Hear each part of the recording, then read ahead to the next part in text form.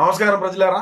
మా పులివెందుల పులి, మా జగనన్న, మా రాయలసీమ బిడ్డ, మా ఓడు అంటే మళ్ళా మీరు తప్పుగా అర్థం చేసుకుంటారేమో. మా రాయలసీమ జిల్లాల్లో మన అనుకుంటే మా ఓడని అంటారు. అది పెద్దోడిని గాని చిన్నోడిని గాని ఎవరినైనా కూడా. మా ఓడు 3 రోజుల పాటు కడప జిల్లా టూర్ వేసాడు. దేనికి కడప జిల్లా టూర్ గురించి సీమరాజా మాట్లాడతాడని అనుకుంటే, ఎందుకంటే గతంలో కూడా మా ఓడు టూర్ వేసి వివేకానందం సార్ని బాత్రూమ్ లో హార్ట్ అటాక్ తో చనిపోయి కబేటు కొట్టుకొని రక్తం గారి గొడ్డలేటుగా మారి అవినాష్ రెడ్డి వాళ్ళ నాయన జైలుకు పోయేట్టుగా చేసేదానికి అయ్యేదానికి ఒక 3.5 సంవత్సరాల పాటు 4 సంవత్సరాల పాటు పట్టింది. ఈ రోజు మా ఓడు కడప జిల్లాలో ఏం అభివృద్ధి చేయనప్పటికీ, కనీసం రోడ్డు వేసుకోలేనప్పటికీ జగన్మోహన్ రెడ్డి ఏం ముఖం పెట్టుకొని రాయలసీమకు మళ్ళా పోతున్నాడు, కడప జిల్లాకు పోతున్నాడు అని మనం ఒకసారి ఆలోచన చేస్తే, జగన్మోహన్ రెడ్డి అనేటువంటి వ్యక్తి క్రిమినల్ గా ఆలోచన చేస్తాడు. క్రిమినల్ మైండ్ కాబట్టి జగన్మోహన్ రెడ్డి ఈ రోజు కడప జిల్లాకు పోయి ఎవరికి ప్లాన్ పెట్టబోతున్నాడు అనేది ఈడ మనం ఆలోచన చేయాలి. ఎందుకంటే ఎలక్షన్ కేవలం ఒక 4 నెలల కాలమే ఉన్నది. కొంతమంది కడప జిల్లాలో కూడా ఎగిరెగిరి పడేటువంటి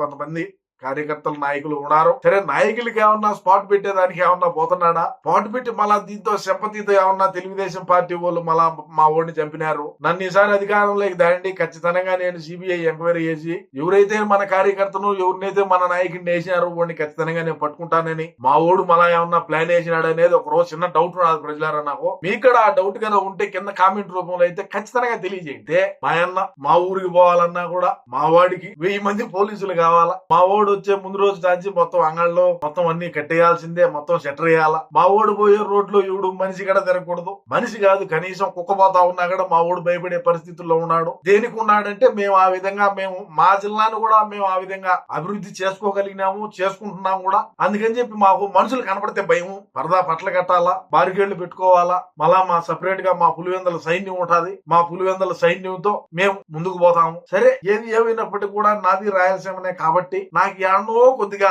డౌట్ గా ఉన్నది. మా ఓడు ఏదో చేయబోతాడు. 3 రోజుల పర్యటన అంటే ఎవడికో మూడినిట్టేనని నాకు తెలుస్తా ఉన్నది. ఎందుకంటే మా ఓడిని మేము చూసినాం కాబట్టి, మా ఓడి చేతలాలు, మా ఓడి చేసినటువంటి పనులు మేము మా వయసు 15-17 సంవత్సరాలు ఉన్నప్పుడు నుంచి చూస్తా ఉన్నాం జగన్మోహన్ రెడ్డిని బాగా. ఎందుకంటే మాది అదే జిల్లా కాబట్టి మా ఓడి ఏ విధంగా అక్రమాలకు అవినీతికి పాల్పడతాడనేది మాకు బాగా తెలుసు కాబట్టి, సరే ఏది ఏమైనప్పటికీ కూడా నేను మా ఓడు ఒకరు డేంజరు. రాయలసీమ జిల్లాలో ఉండేటువంటి ఎమ్మెల్యేలు గాని లేదు ముఖ్య నాయకులు అయితేనేమి కొద్దిగా అప్రమత్తంగా ఉంటారని నేను హెచ్చరిస్తూ, ఒకసారి మీరు ప్రైవేట్ సైన్యాన్ని మీ అనుచరులుగా ఉండేటువంటి వాళ్ళని మీరు కొద్దిగా పక్కన పెట్టుకొని తిరిగితే మనకు మా ఓడి దగ్గర నుంచి ప్రాణహాని ఉండదని తెలియజేసుకుంటూ, సరే ఇంకా ఏది ఏమైనప్పటికీ కూడా మా ఓడు ఏం చేస్తాడో ఏమో అంతా పైవాడికే తెలియాలా. ఈ 3 రోజుల్లో ఎవడికి టార్గెట్ పెడతాడో, ఎవడిని ఏం చేస్తాడో, ఎవడు హార్ట్ అటాక్ తో గొడ్ల పోట్లతో వచ్చాడో, ఎవడు హార్ట్ అటాక్ వచ్చి ఉరేసుకొని చచ్చాడో తెలియదు, ఎవడు హార్ట్ అటాక్ వచ్చి లారీ గుద్దించాడో తెలియదు. సరే, ఏమి చేయబోతాడో